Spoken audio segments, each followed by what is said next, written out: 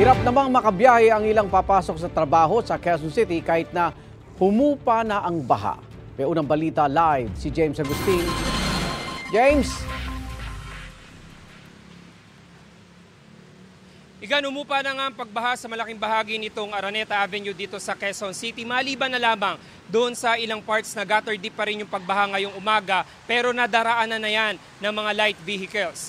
Kaninang alas 6:30 ng umaga, Igan, sunod-sunod na yung mga truck na nakadaan. Marami ring light vehicles ang umiwas at humanap ng ibang ruta. Ang iba naman nagbibisikleta at nakamotorsiklo, kanya-kanya ng diskarte.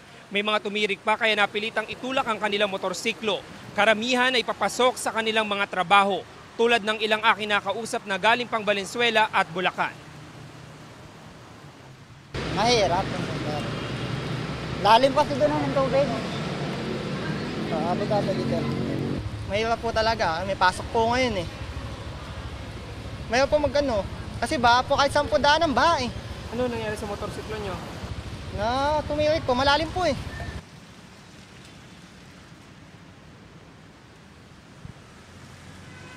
Samantala, Igan, sa mga oras na ito, yung mahinang pagulan na lamang yung nararanasan natin at sa paghupa nga ng pagbaha dito sa Araneta Avenue, napakadaming mga basura tayo na nakita na naiwan. Pero ito nakikita nyo ngayon, kalsadang ito ay Maria Clara Street. Malapit lamang po sa kanto nitong Araneta Avenue. Ito'y nadaraanan na po ng mga motorista kumpara kanina na napakataas ng tubig.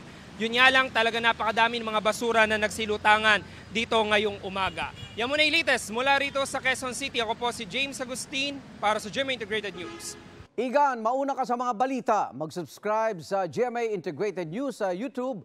Sa mga kapuso abroad, subaybayan nyo kami sa GMA Pinoy TV at sa www.gmanews.tv.